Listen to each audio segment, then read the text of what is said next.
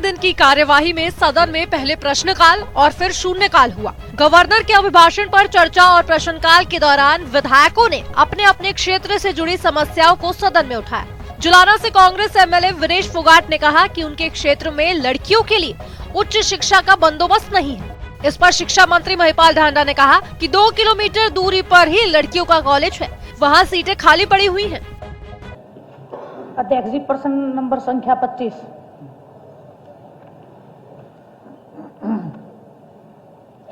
अभी ऐसा कोई विचार नहीं है सर।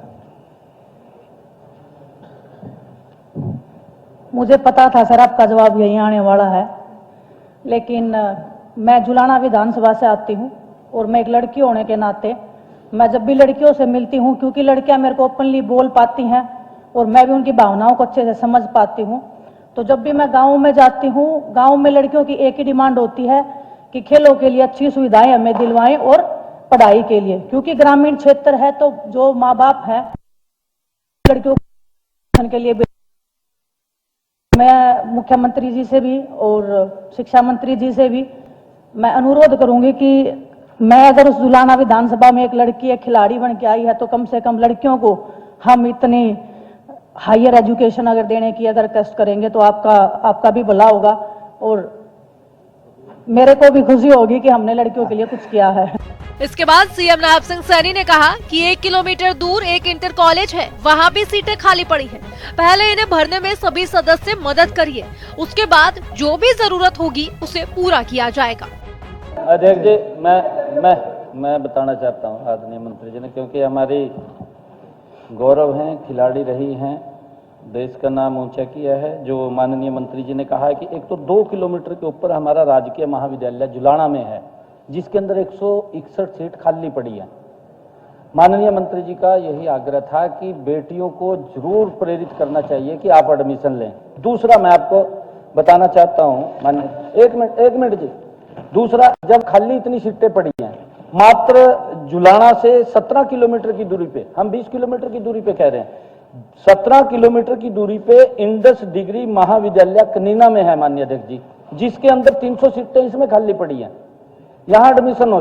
एक जो अभी पंडित घासीराम कन्या महाविद्यालय की बात कही है, 1 किलोमीटर की दूरी पे है, 404 सीटें खाली पड़ी।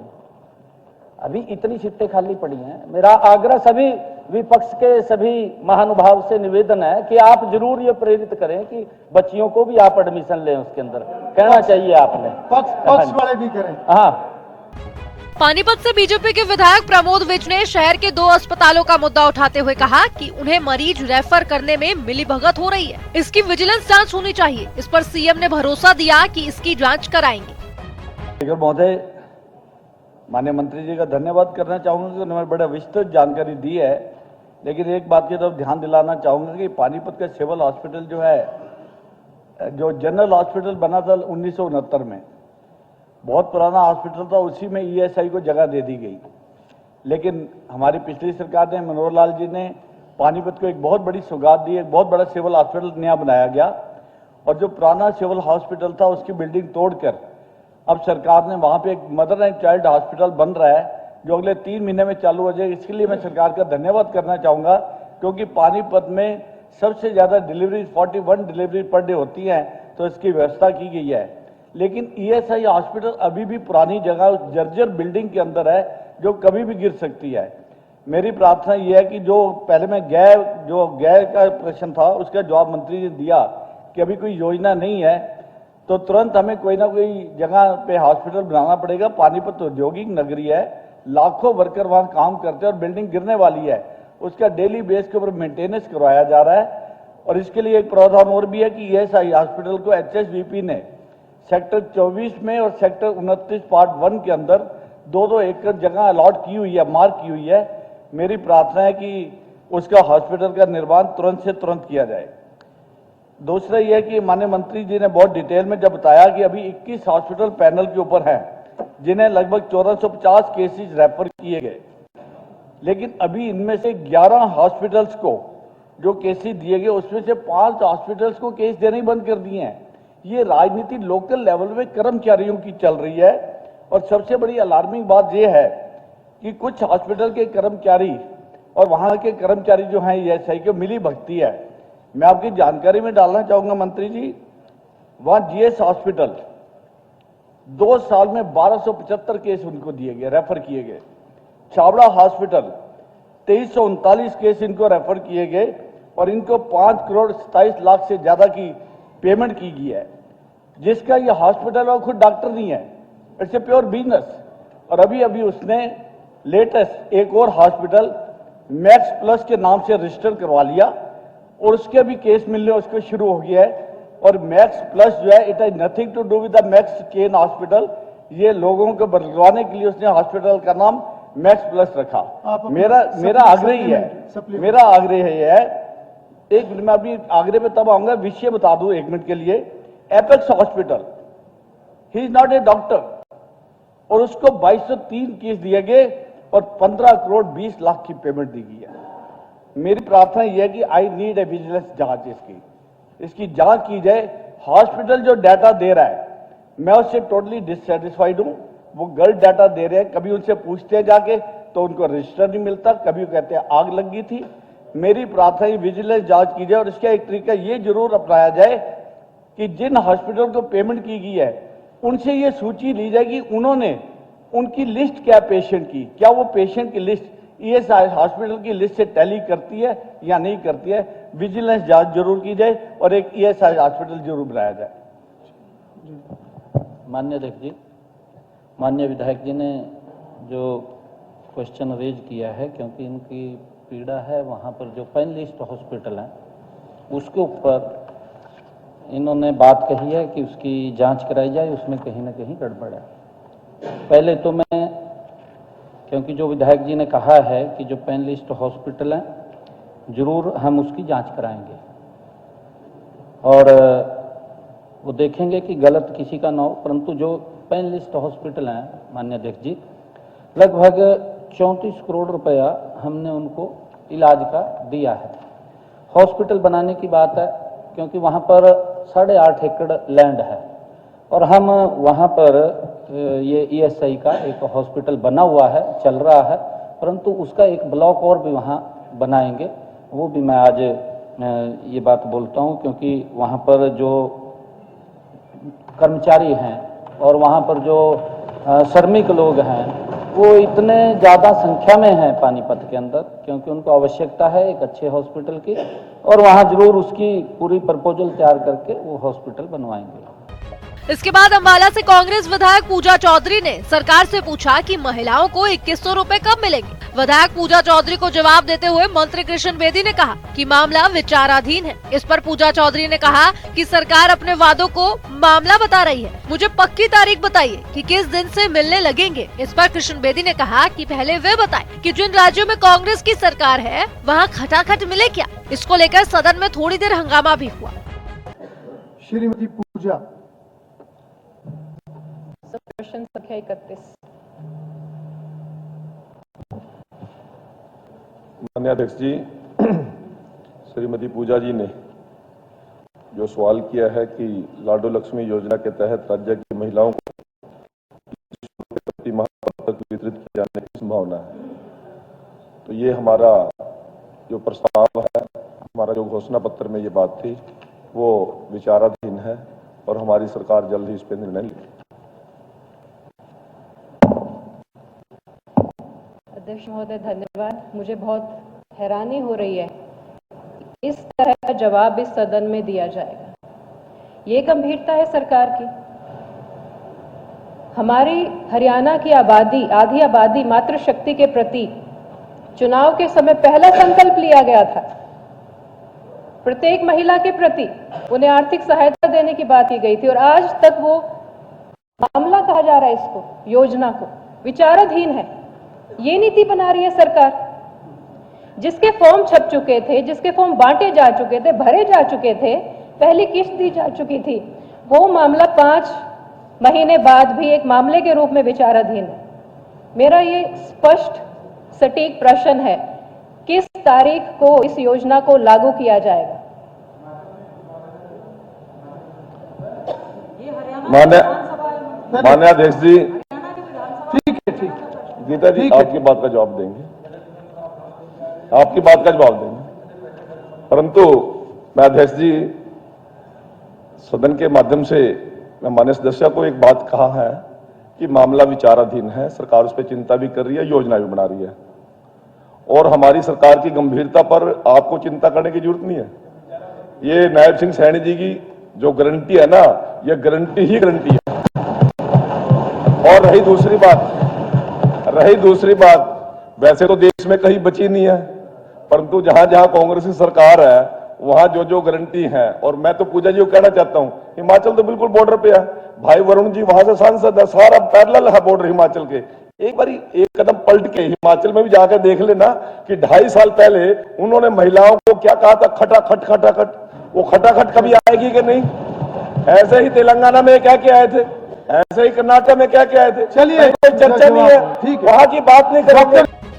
इनेलो एमएलए अर्जुन चौटाला ने ग्राउंड वाटर टेस्टिंग की रिपोर्ट पर सवाल उठाते हुए कहा कि मंत्री जी ने जिस वेबसाइट का एड्रेस दिया है वह अभी अंडर मेंटेनेंस में है, वह सूचना अभी भी नहीं मिली है। जो टेस्टिंग हुई है उसके अनुसार बहुत ही चिंताजनक स्थिति है। जल शक्ति बोर्ड ने जो ग्राउंड वाटर की टेस्टिंग की है उसमें 23% पानी के सैंपल में 1.5 MP क्लोराइड की मात्रा मिली है। इसके अलावा 14 से 15% ऐसे पानी के सैंपल है जिनमें यूरेनियम की मात्रा बहुत अधिक पाई गई है।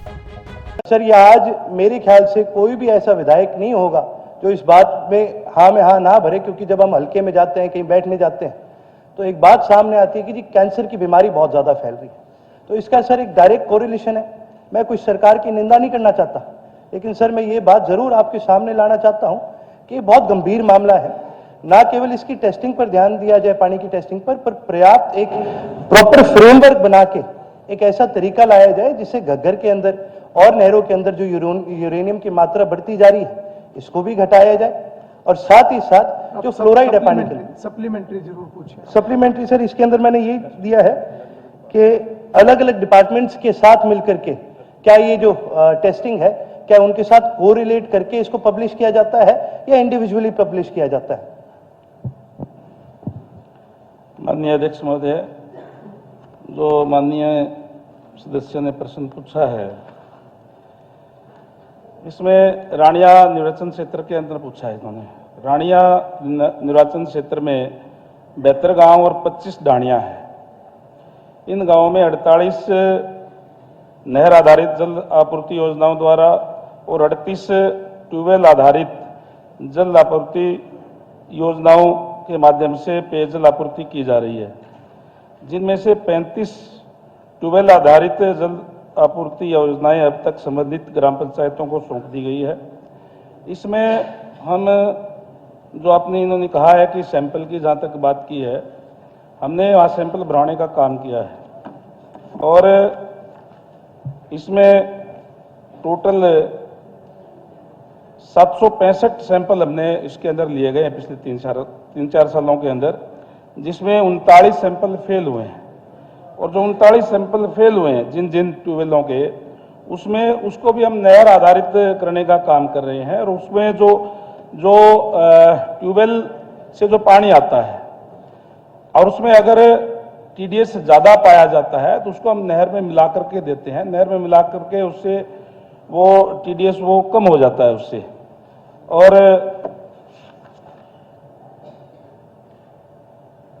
अब इसमें हम जो पानी जो दे रहे हैं उसमें 55 लीटर प्रति व्यक्ति के हिसाब से पूरा दे रहे हैं। किसी भी ढाणी में या कोई गांव के अंदर हम कम नहीं दे रही हैं।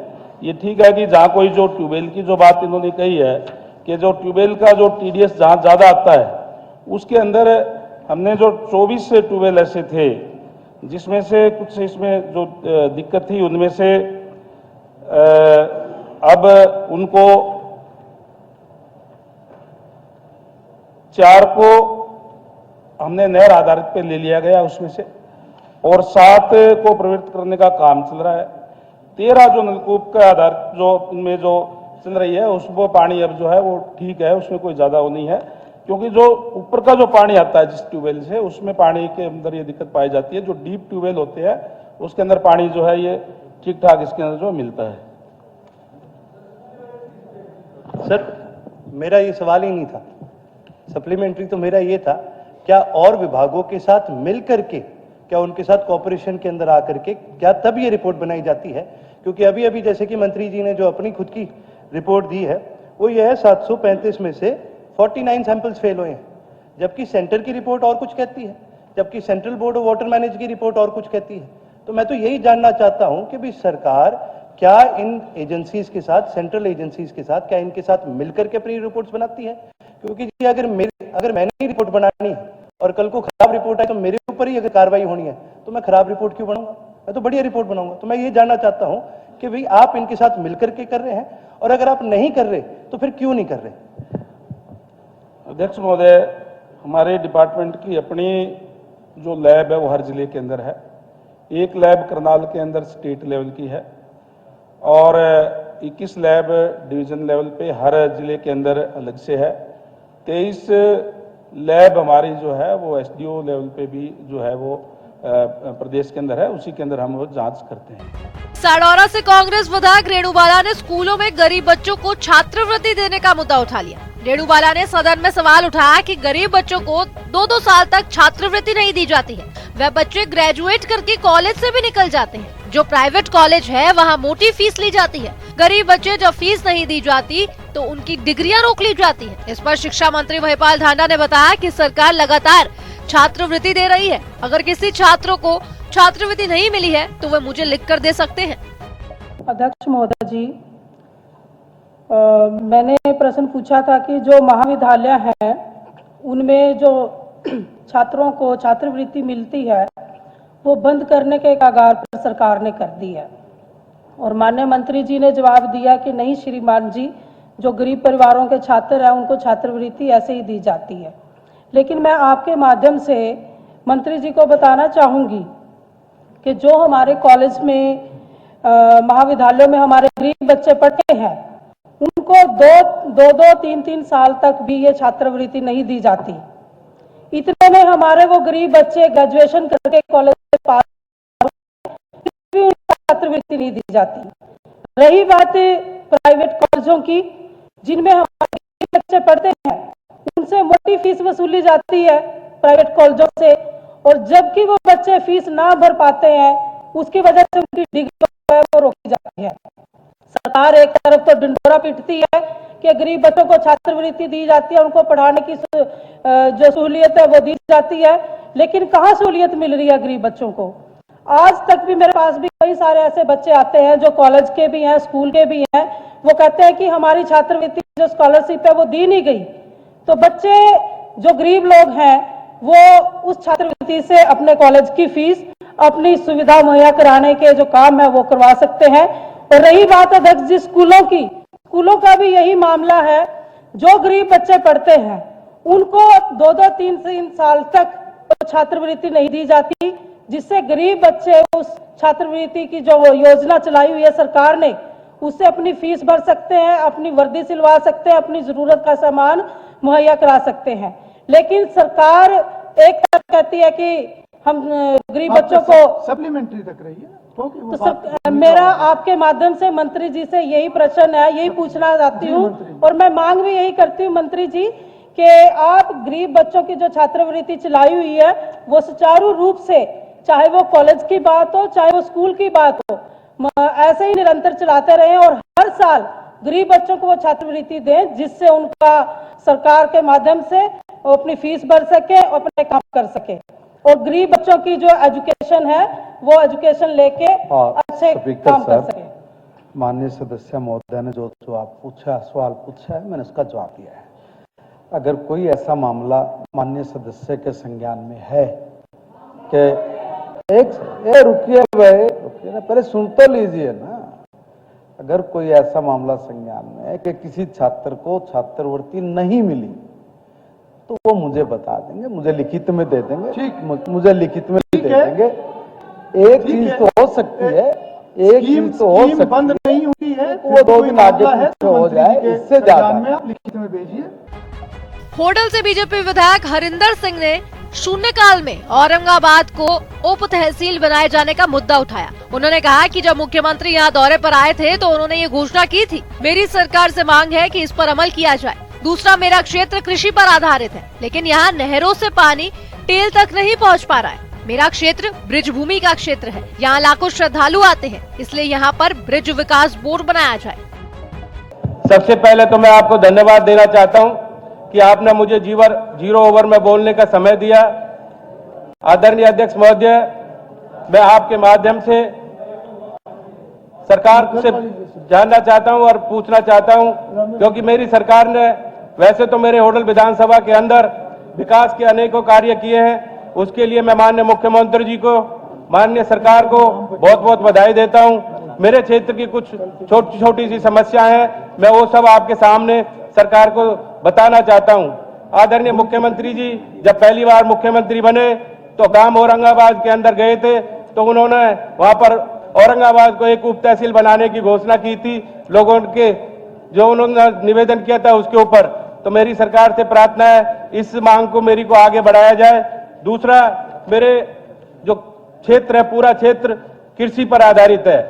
कृषि पर आधारित होने के कारण मेरे क्षेत्र में छोटी छोटी नहरें जाती हैं, उनमें पानी तेल तक नहीं जाता है। इस कार्य को भी जल्दी से जल्दी कराने का काम करें, जिससे कि किसानों को पानी मिल सके और अपना खेती का वो काम कर सके। दूसरा, मेरा क्षेत्र ब्रज भूमि का क्षेत्र है। ब्रज भूमि का क्षेत्र होने के कारण यहाँ से ब्रज 84 कोस की परिक्रमा निकलती है। यहाँ से लाखों श्रद्धालु इस क्षेत्र से गुजरते हैं। मेरी आपसे निवेदन है, आपके द्वारा सरकार से निवेदन है कि ब्रिज क्षेत्र होने के कारण इसको ब्रज मंडल विकास बोर्ड एक बनाया जाए और यहाँ पर चमेली वन धाम उपस्थित है, यहाँ पर सती सरोवर धाम उपस्थित है, यहाँ पर लक्ष्मी नारायण धाम उपस्थित है, इनका सुंदरीकरण कराया जाए। ये मेरी सरकार से आपके द्वारा मांगे हैं। और मेरा होडल विधानसभा क्षेत्र पिछड़ा क्षेत्र है। पिछड़ा क्षेत्र होने के कारण यहाँ पर कोई भी औद्योगिक इकाइयां नहीं है। मैं आपसे निवेदन करूंगा इस क्षेत्र में उद्योग इकाइयों के लिए ज्यादा से ज्यादा बजट में प्रोविजन किया जाए। होडल विधानसभा क्षेत्र सबसे लास्ट में आता है और मेरे होडल विधानसभा की आबादी भी बहुत ज्यादा बढ़ती जा रही है। जाम की स्थिति बनी रहती है। मेरा आपसे निवेदन है, आपके द्वारा सरकार से निवेदन है, यहाँ पर होडल में एक बाईपास का निर्माण किया जाए, हसनपुर में एक बाईपास का निर्माण किया जाए, जिससे कि लोगों को सुविधा हो सके। मेरे क्षेत्र से ज्यादा दूर पर जो जेवर एयरपोर्ट नहीं है, वहां पर जाने में लोगों को बहुत सुविधाएं होंगी। नजदीक पड़ता है, 15-20 किलोमीटर में जेवर एयरपोर्ट हो जाएगा। इसलिए ज्यादा से ज्यादा सुविधाएं मेरे होडल विधानसभा को दी जाए। और मैं आपके माध्यम से सरकार से एक और निवेदन करना चाहूंगा। जो मेरा विधानसभा क्षेत्र है, इसमें पीने का पानी बहुत क्रिटिकल एरिया में पहुंच चुका है। जो 3 लेवल है उनसे भी नीचे जा रहा है। इसलिए रैनीवाल योजना के तहत होडल विधानसभा को पानी की सप्लाई की जाए। थानेसर से कांग्रेस विधायक अशोक अरोड़ा ने चर्चा के दौरान कहा कि सरकार आगे क्या करेगी, इसका कोई रोड मैप में जिक्र नहीं किया गया। आज हरियाणा के अंदर शिक्षा, सुरक्षा गायब हो चुकी है। हरियाणा बेरोजगारी में नंबर 1 पर पहुंच गया है। जब हमारा कोई साथी इस पर बोलता है तो ये एक बात पर बहुत जोर देते हैं कि बिना पर्ची बिना खर्ची के नौकरी दी है, लेकिन इनके कार्यकाल में नौकरी देने वाली संस्था के अधिकारी पैसे लेते हुए पकड़े गए। स्पीकर सर, जब भी कभी अभिभाषण पढ़ा जाता है महामहिम द्वारा, वो सरकार का रोड मैप दिखाते हैं कि आगे हम क्या करने जा रहे हैं, परंतु इसके अंदर सरकार आगे क्या करेगी, लोगों के लिए क्या करेगी, लोगों की सुविधा के लिए क्या करेगी, ऐसा कुछ नहीं है। सिर्फ जो पीछे हुआ है उसके अलावा इसमें स्पीकर सर कुछ नहीं दिखाया गया। सरकार की जिम्मेवारी होती है कि अच्छी शिक्षा मिले, अच्छी चिकित्सा मिले, अच्छी सुरक्षा मिले, युवाओं को रोजगार मिले, महिलाओं को सम्मान मिले। परंतु स्पीकर सर, आज हरियाणा के अंदर ये तीनों चीजें, अच्छी शिक्षा, अच्छी चिकित्सा, अच्छी सुरक्षा, गायब हो चुकी।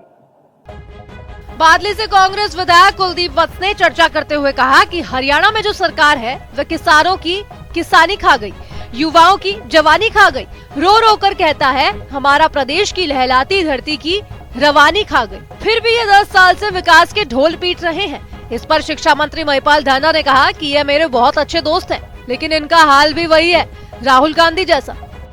जी, मैं आपके माध्यम से जो विकास की गाथा गाने वाली सरकार से कहना चाहता हूं कि आपकी सरकार